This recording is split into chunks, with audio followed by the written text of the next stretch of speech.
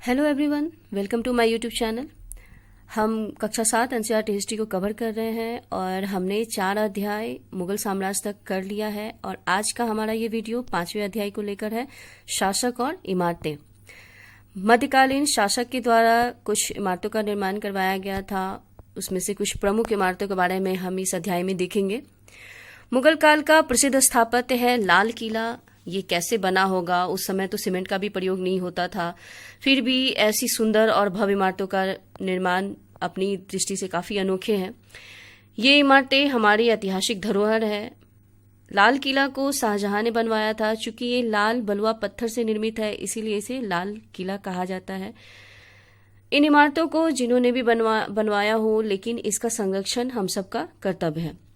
भारतीय स्थापत्य कला की गौरवशाली परंपरा लगभग 5000 वर्षों से चली आ रही है और इसमें मंदिर, गुरुद्वारा, किले, महल, हवेली, मकबरा इत्यादि प्रमुख है। राजाओं ने 2 तरह की इमारतों का निर्माण करवाया, धार्मिक इमारत और गैर धार्मिक इमारत। धार्मिक इमारत का अर्थ होता था वैसी इमारतें जिसका संबंध किसी धर्म या समुदाय से होता था, जैसे मंदिर, मस्जिद, मकबरा इत्यादि। और गैर धार्मिक इमारतों में वैसी इमारतें आती थी जिसका संबंध किसी भी धर्म या समुदाय से नहीं होता था, जैसे महल, हवेली, किला इत्यादि।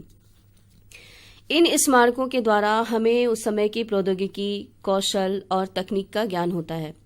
7वीं और 10वीं शताब्दी के बीच वास्तुकला की अनुप्रस्थ टोडा निर्माण पद्धति को अपनाया गया था। अनुप्रस्थ टोडा निर्माण पद्धति में क्या होता था कि उसमें भवनों में ज्यादा से ज्यादा कमरे, ज्यादा से ज्यादा दरवाजे और खिड़कियां बनाई जाती थी। स्थापत्य कला।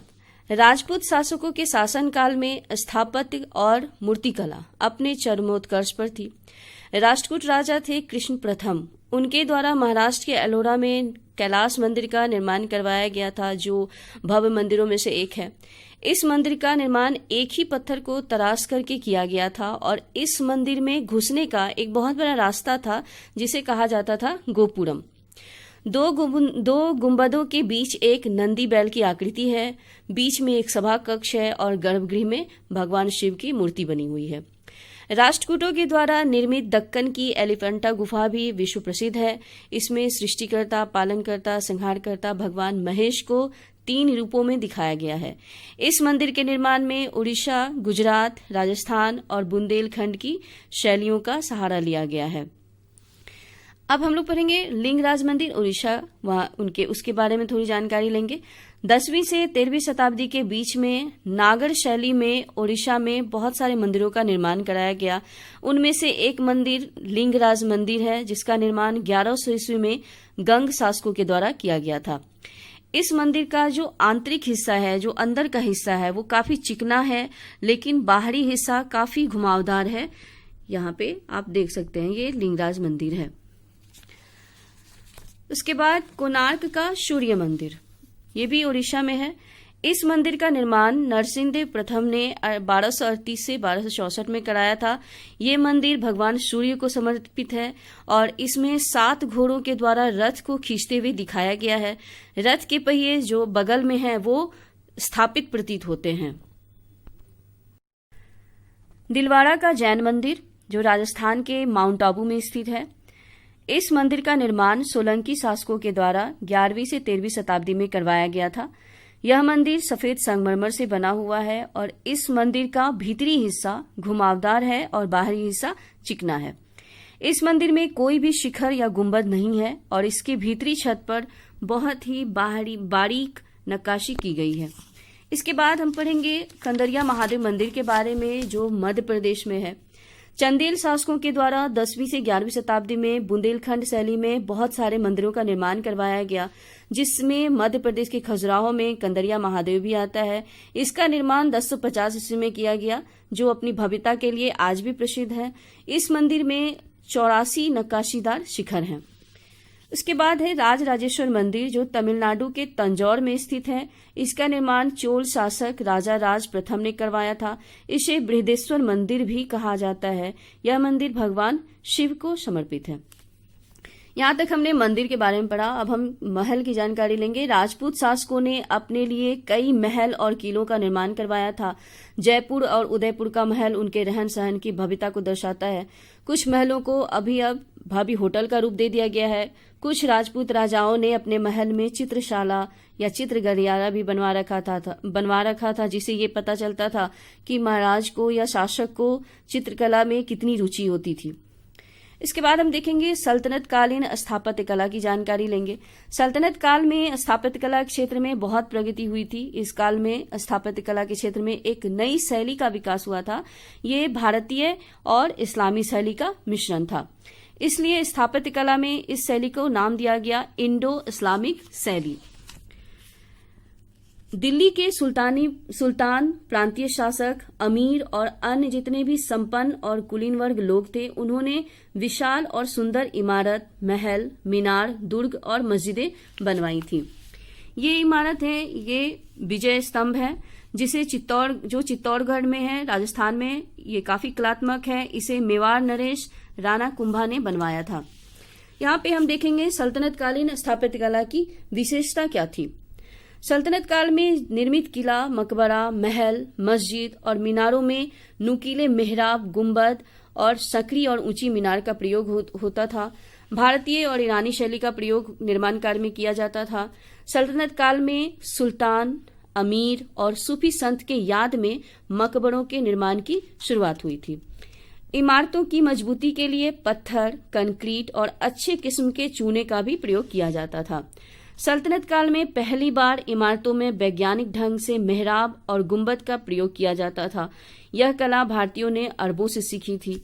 गुंबद और मेहराब के निर्माण में शिक्षा और सहतीर दोनों प्रणाली का प्रयोग किया जाता था। इमारतों की साज सज्जा में अनेक प्रकार के फूल, पत्तियां, ज्यामितीय और कुरान की आयतें खुदवाई जाती थी। अब हम लोग पढ़ेंगे कुतुब मीनार के बारे में, जो दिल्ली में स्थित है। कुतुब मीनार पहली इमारत थी जिसमें इस्लामी प्रभाव स्पष्ट रूप से दिखाई देता है। कुतुब मीनार का निर्माण कुतुबुद्दीन ऐबक ने शुरू करवाया था, चिश्ती सूफी संत ख्वाजा कुतुबुद्दीन बख्तियार काकी की याद में। उनके निधन के बाद, कुतुबुद्दीन ऐबक के निधन के बाद इस कार्य को इल्तुतमिश ने पूरा कराया था। कुतुब मीनार का निचला भाग 15 मीटर है, जो ऊपर की ओर जाकर के 3 मीटर रह जाता है। इसमें 7 मंजिलें थी, 3 मंजिलें इसकी नष्ट हो चुकी हैं, 4 मंजिलें अभी भी सुरक्षित हैं और ऊपर चढ़ने के लिए इसमें 375 सीढ़ियां बनवाई गई हैं। कुव्वतुल इस्लाम मस्जिद, ये सल्तनत कालीन निर्मित पहली मस्जिद है। कुतुबुद्दीन ऐबक के द्वारा ये मस्जिद बनवाई गई है और जो कुतुब मीनार के पास ही है। इस मस्जिद में सबसे पहले इस्लामी स्थापत्य कला की कारीगरी और सौंदर्यपरक विशेषताओं को उभारा गया है। इल्तुतमिश और अलाउद्दीन खिलजी ने अपने समय में इस मस्जिद के क्षेत्रफल को काफी आगे तक बढ़ाया था। अलाई दरवाजा, ये दिल्ली में कुतुब मीनार के निकट स्थित है। इसका निर्माण अलाउद्दीन खिलजी ने करवाया था। इसके निर्माण में भवन निर्माण की वैज्ञानिक विधि का प्रयोग किया गया था और यह इस्लामी स्थापत्य कला के विकास का उत्कृष्ट नमूना है। इसे इस्लामी वास्तुकला का रत्न भी कहा जाता है। इस्लामी वास्तुकला का रत्न किसे कहा जाता है? अलाई दरवाजा को। अब बलबन का मकबरा के बारे में जानेंगे। यह मकबरा दिल्ली में स्थित है। इसे बलबन ने बनवाया था। शुद्ध इस्लामिक पद्धति से निर्मित ये भारत का पहला मकबरा है और सही रूप से इसी मकबरे में मेहराब का प्रयोग किया गया है। मकबरे के द्वार की मेहराबें भारत के तुर्की मेहराबों में सर्वोत्तम है। पत्थर की दीवारों में बनाए जाने वाले दरवाजे को मेहराब कहा जाता था, जो अर्धवृत्ताकार होता था और अपने ऊपर भार वहन करता था। इस तरह से यहाँ आप देख सकते हैं, ये अर्धवृत्ताकार होता था, ये दरवाजे के ऊपर होता था, इसे ही मेहराब कहा जाता था। गयासुद्दीन तुगलक का मकबरा, कृत्रिम झील के अंदर निर्मित इस मकबरे की दीवारें चौड़ी और मिस्र के पिरामिड की तरह भीतर की ओर झुकी हुई है। यह मकबरा चतुर्भुजाकार है। मकबरे के ऊपर संगमरमर का सुंदर गुंबद बना हुआ है। लाल पत्थर से निर्मित इस मकबरे के चारों ओर मजबूत मीनार का निर्माण किया गया है। इस मकबरे की सबसे बड़ी विशेषता यह है कि इसकी दीवारें ढलवा है और सल्तनत काल में अन्य कई इमारतों का निर्माण भी कराया गया था। सल्तनत काल में प्रजा के लिए हौजों और जलाशयों का निर्माण भी कराया जाता था। सुल्तान इल्तुतमिश ने देहली ए कुहना के निकट एक तालाब का निर्माण कराया था, जिसे राजा का तालाब कहा जाता था और सामान्य लोगों के लिए भी उन्होंने छोटे तालाब और हौज का निर्माण भी करवाया था। ये तस्वीर है गोल गुंबद की। गोल गुंबद बीजापुर कर्नाटक में स्थित है। ये बीजापुर के सुल्तान आदिल शाह का मकबरा है। यह मकबरा विश्व का सबसे बड़ा एकल कक्ष और बिना किसी मध्य आधार वाला भवन है। मुगल काल की स्थापत्य कला के बारे में जानेंगे थोड़ा सा। मुगल कालीन स्थापत्य कला मध्य एशिया की इस्लामी और भारतीय कला का मिश्रित रूप है, जिसमें फारस, मध्य एशिया, तुर्की, गुजरात, बंगाल और जौनपुर आदि स्थानों की परंपराओं का अद्भुत मिश्रण मिलता है। मुगल कालीन स्थापत्य कला की विशेषता को देखेंगे। मुगल काल में पहली बार आकार और डिजाइन की विविधता का प्रयोग किया गया। निर्माण सामग्री में पत्थर के अलावा प्लस्तर और गचकारी का प्रयोग किया जाता था। पित्रादुरा का प्रयोग, पित्रादुरा क्या होता था? सजावट के क्षेत्र में संगमरमर पे हीरे और जवाहरात से सजावट की जाती थी। बागों को गुंबदों के आसपास विकसित किया गया। उसके बाद सफेद संगमरमर और लाल बलुआ पत्थर का भी प्रयोग किया जाता था मुगलकालीन स्थापत्य कला में। मुगलकालीन स्थापत्य की शुरुआत बाबर के समय से ही होती है। उसने पानीपत के निकट काबुली बाग में एक मस्जिद का निर्माण कराया था। बाबर ने रुहेलखंड में संभल की जामा मस्जिद और आगरा में लोदी किले के भीतर एक मस्जिद भी बनवाई थी। उसने 4 बाग पद्धति और पानी की कृत्रिम व्यवस्था की ईरानी पद्धति भारत में प्रयोग की थी। हुमायूं का अधिकतर समय अपने खोए हुए साम्राज्य को पाने की कोशिश में लगा रहा, इसीलिए हुमायूं स्थापत्य कला के विकास पर ज्यादा ध्यान नहीं दे पाया। वैसे उसने फतेहाबाद, हिसार में फारस शैली में एक मस्जिद का निर्माण करवाया था। शेरशाह ने जीवन काल में ही अपने मकबरे का निर्माण बिहार के सासाराम नामक स्थान पर झील के बीचों बीच करवाया था। इस मकबरे में भारतीय और इस्लामी निर्माण कला का अद्भुत सम्मिश्रण देखने को मिलता है। शेरशाह के मकबरे के चारों ओर मेहराबदार बरामदे बनाए गए थे। शेरशाह ने दिल्ली के पुराने किला के अंदर किला-ए-कुहना नामक मस्जिद का निर्माण भी करवाया था। शेर मंडल नाम का अष्टभुजाकार 3 मंजिला मंडप का निर्माण भी इस मस्जिद की खास विशेषता है। अकबर के शासनकाल में बनी पहली इमारत दिल्ली में हुमायूं का मकबरा है, जिसे हुमायूं की विधवा हमीदा बानो बेगम ने बनाया था। ये है हुमायूं का मकबरा, इसे हमीदा बानो बेगम ने बनाया था। ये मकबरा भारतीय रूप में ईरानी शैली पर आधारित स्थापत्य कला का उदाहरण है। हुमायूं के मकबरे की कुछ विशेषताएं जो आप देख सकते हैं। भारत का ये पहला मकबरा है जो दोहरी गुंबद का है। आप देख सकते हैं यहाँ पे दोहरी गुंबद का है। उसके बाद ये चूंकि ताजमहल की तरह दिखता है, इसीलिए इसे ताजमहल का पूर्वगामी भी कहा जाता है। इस मकबरे में पहली बार 4 बाग पद्धति का प्रयोग हुआ था। मुगल घराने के सर्वाधिक शासक इसी मकबरे में दफनाए गए हैं। अकबर के शासनकाल में भवन निर्माण कार्य में लाल बलुआ पत्थर का प्रयोग ज्यादा किया जाता था।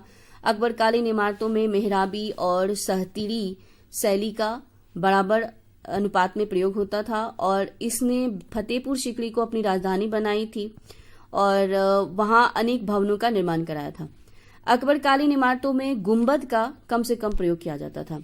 आगरा के पास ही सिकरी नामक एक गांव था जिसे अकबर ने अपनी राजधानी बनाई थी और उसी का नाम रखा गया था फतेहपुर सीकरी। अब हम थोड़ा सा जानकारी लेंगे दीवाने आम और दीवाने खास के बारे में। दीवाने आम एक आयताकार कक्ष है। यह खंभों पर निकली हुई बरामदों की कक्षा थी। अकबर यहाँ पर एक सिंहासन पर बैठता था और अपने मंत्रियों से सलाह मशवरा करता था। मनसबदार और नौकरों के लिए भी मेहराबी बरामदा दीवाने आम में बना हुआ था। दीवाने खास एक वर्गाकार भवन है। इसके बीच में बने ऊंचे चबूतरे पर बैठ करके बादशाह अकबर अपने कर्मचारियों की बहस को सुनता था। दीवाने खास में ही अकबर का प्रसिद्ध इबादत खाना था, जहां पर प्रत्येक शुक्रवार को विभिन्न धर्मों के विद्वानों का विचार विमर्श अकबर सुना करता था। अकबर के द्वारा अन्य महत्वपूर्ण इमारतों में पंच महल, जोधाबाई महल, इबादत खाना, सलीम चिश्ती का मकबरा है। बुलंद दरवाजे का निर्माण अकबर ने गुजरात पर विजय प्राप्त करने के बाद करवाया था। यहाँ पर ये है बुलंद दरवाजा। ये बुलंद दरवाजा 134 फीट ऊंचा है और यह भारत में निर्मित सबसे ऊंचा प्रवेश द्वार है। इसके निर्माण में लाल और बलुआ पत्थर का प्रयोग किया गया है। उसके बाद जहांगीर ने स्थापत्य कला पर ज्यादा ध्यान न देकर के बाग बगीचे और चित्रकारी को अधिक महत्व दिया था। यहाँ पर हम देखेंगे एतमाद उद दौला का मकबरा है। एतमाद उद दौला के मकबरे का निर्माण नूरजहां के द्वारा कराया गया था। सबसे पहले इसी इमारत में पित्रादुरा का प्रयोग किया गया था। पित्रादुरा का प्रयोग मतलब मकबरे के अंदर सोने और अन्य कीमती रत्नों से जरावट का काम किया गया था। मकबरे की दीवारों में संगमरमर की सुंदर जालियों का प्रयोग किया गया था। यह आगरा में स्थित पूर्णतः संगमरमर की पहली मुगल इमारत है। उसके बाद आगरा से 5 मील दूर सिकंदरा नामक स्थान पर अकबर का मकबरा है। इसका निर्माण अकबर ने खुद शुरू करवाया और इसको पूरा करवाया था जहांगीर ने। 5 मंजिल वाली इमारत की पहली मंजिल पर अकबर की कब्र है। यह मकबरा गुंबद विहीन है। शाहजहां के काल में मुगल स्थापत्य कला चरमोत्कर्ष पर था। शाहजहां के काल में सफेद संगमरमर का काफी प्रयोग किया गया था। यह संगमरमर जोधपुर के मकराना नामक स्थान पे मिलता था। शाहजहां ने अपने शासनकाल में कई इमारतों, किलों और मस्जिदों का निर्माण करवाया था, जिसमें मोती मस्जिद, लाल किला, जामा मस्जिद ये सब काफी प्रसिद्ध हैं। लाल किला, शाहजहां ने दिल्ली में लाल किला का निर्माण कराया था। यह लगभग 9 वर्षों में तैयार हुआ था। किले की प्राचीर को लाल बलुए पत्थर से निर्मित किया गया है, इसीलिए इसे लाल किला कहा जाता है। इसमें दीवाने आम, दीवाने खास और रंग महल प्रमुख भवन थे। मुगलों के द्वारा निर्मित यह अंतिम किला था। उसके बाद देखेंगे जामा मस्जिद। जामा मस्जिद दिल्ली के लाल किले के समीप एक ऊंचे चबूतरे पर स्थित है। यह भारत की विशालतम मस्जिद है। इसका निर्माण भी शाहजहां ने करवाया था। इसमें 3 प्रवेश द्वार है और ये 3 गुंबद से युक्त है। आप 3 गुंबद यहाँ पे देख सकते हैं, एक यहाँ है, एक यहाँ है और एक यहाँ है। शाहजहां के द्वारा ही बनाया गया एक और इमारत है जो काफी प्रसिद्ध है, ताजमहल, जो विश्व के अति सुंदर भवनों में से एक है। ये यमुना नदी के तट पर स्थित है। विश्व के 7 आश्चर्यों में से यह एक है। शाहजहां ने अपनी प्रिय पत्नी मुमताज महल की याद में इसे बनवाया था। ताजमहल का निर्माण 1631 ईस्वी में प्रारंभ होकर के 1653 में, मतलब 22 वर्षों में बनकर तैयार हुआ था। ताज महल का प्रमुख स्थापत्यकार था उस्ताद अहमद लाहौरी, जिसे नादिर उल असर की उपाधि शाहजहां के द्वारा दी गई थी। मोहम्मद ईशा खां ताजमहल का मुख्य मिस्त्री या निर्माता था। ताजमहल की लंबाई चौड़ाई बराबर है। इसके निर्माण में मकराना के संगमरमर का प्रयोग किया गया था। इसमें 2 समाधियां स्थित हैं, एक मुमताज महल की और एक शाहजहां की। उस्ताद अहमद लाहौरी ने ताजमहल के निर्माण में सहायता के लिए बगदाद और सिराज से, हस्तकला विशेषज्ञ, गुंबद निर्माण कला के लिए कुस्तुनतुनिया से, फूल पत्ती की खुदाई के लिए बुखारा से, शिखर निर्माण और बाग बगीचा निर्माण के लिए समरकंद से कुशल विशेषज्ञों को बुलाकर ताजमहल का निर्माण पूरा करवाया था। ताजमहल के अंदर के भाग में पित्रादुरा शैली में सुंदर सजावट का काम किया गया है। ताजमहल के सबसे ऊपरी भाग पर एक सुंदर तथा सुडौल गुंबद स्थित है, यहाँ पे आप देख सकते हैं। अन्य चारों कोनों पर एक एक मीनारें स्थित हैं। आज भी ताजमहल को देखने के लिए रोज हजारों सैलानी देश विदेश से यहाँ आते हैं। ये भारत की सांस्कृतिक धरोहर है। यहाँ पर हमारा ये अध्याय खत्म होता है। अब हम लोग कुछ क्वेश्चन आंसर को देखेंगे। सबसे पहले हम रिक्त स्थान की पूर्ति कीजिए देख लेते हैं। लिंगराज मंदिर उड़ीसा में स्थित है। सूर्यदेव मंदिर का निर्माण नरसिंह देव प्रथम ने करवाया था। उसके बाद है कुतुब मीनार का निर्माण ख्वाजा कुतुबुद्दीन बख्तियार काकी की याद में कुतुबुद्दीन ऐबक ने करवाया था। सल्तनत काल की पहली मस्जिद कुव्वत उल इस्लाम मस्जिद थी। अलाई दरवाजा का निर्माण अलाउद्दीन खिलजी ने करवाया था। हुमायूं के मकबरे का निर्माण हमीदा बानो बेगम ने करवाया था। ताजमहल का स्थापत्यकार कौन था? उस्ताद अहमद लाहौरी। इसके बाद कुछ क्वेश्चन आंसर हैं जिसको हम देख लेंगे। पहला क्वेश्चन है धार्मिक इमारत और धर्मनिरपेक्ष इमारत से आप क्या समझते हैं, इसको हम देख लेंगे। धार्मिक इमारत और धर्मनिरपेक्ष इमारत। धार्मिक इमारत वैसी इमारतें जिनका किसी भी धर्म या समुदाय से संबंध होता है, जैसे मंदिर, मस्जिद, मकबरा। गैर धार्मिक इमारत वैसी इमारतें जिनका किसी भी धर्म से संबंध नहीं होता है, जैसे किला, महल और हवेली इत्यादि। उसके बाद हमारा क्वेश्चन है गोपुरम क्या होता है? राष्ट्रकूट राजा कृष्ण प्रथम के द्वारा महाराष्ट्र के एलोरा में कैलाश मंदिर का निर्माण कराया गया था। इस मंदिर का निर्माण एक ही पत्थर को तराश कर किया गया था और इस मंदिर में घुसने का एक बड़ा रास्ता है जिसे गोपुरम कहा जाता है। सल्तनत काल की स्थापत्य कला की क्या विशेषता थी, ये हमें किताब में भी मिल जाएगा। इसमें से हम 4 या 5 पॉइंट, 3 या 4 पॉइंट आप लिख सकते हैं। सल्तनत काल की स्थापत्य कला में पहला पॉइंट हम देंगे, सल्तनत काल में निर्मित किला, मकबरा, महल, मस्जिद और मीनार में नुकीले मेहराब, गुंबद और सकरी और ऊंची मीनारों का प्रयोग किया जाता था। भारतीय और ईरानी शैली का प्रयोग निर्माण कार्य में किया गया। सल्तनत काल में सुल्तानों, अमीरों और सूफी संतों के याद में मकबरों के निर्माण की शुरुआत हुई। इमारतों की मजबूती के लिए पत्थर, कंक्रीट और अच्छे किस्म के चूने का प्रयोग किया गया। उसके बाद सल्तनत काल में इमारतों की साज सज्जा में अनेक प्रकार के फूल पत्तियां, ज्यामितीय और कुरान की आयतें खुदवाई गई। इतना आप लिख सकते हैं। उसके बाद हमारा नेक्स्ट क्वेश्चन है, मुगल कालीन स्थापत्य कला की प्रमुख विशेषता क्या थी? तो पहला पॉइंट हम देंगे, मुगल काल में पहली बार आकार और डिजाइन की विविधता का प्रयोग किया गया। निर्माण सामग्री में पत्थर के अलावा प्लस्तर और गचकारी का प्रयोग किया गया। पित्रादुरा का प्रयोग सजावट के क्षेत्र में संगमरमर पर जवाहरात से की गई सजावट होती थी। इस काल में बनने वाले गुंबद और बुर्जों को कलशों से सजाया जाता था। उसके बाद बागों को गुंबदों के आसपास विकसित किया गया। उसके बाद हमारा नेक्स्ट क्वेश्चन है, पित्रादुरा शैली से आप क्या समझते हैं? तो पित्रादुरा शैली में क्या होता था? पित्रादुरा शैली में संगमरमर पर हीरे और जवाहरात की जरावट की जाती थी। सर्वप्रथम इस शैली का प्रयोग एतमाद-उद-दौला के मकबरे के निर्माण में किया गया। मकबरे के अंदर सोने और अन्य कीमती रत्नों से जरावट का काम किया गया था। उसके बाद हमारा नेक्स्ट क्वेश्चन है, ताजमहल के निर्माण में कितना वर्ष लगा और इतना समय क्यों लगा था? ताजमहल के निर्माण में 22 वर्ष का समय लगा था।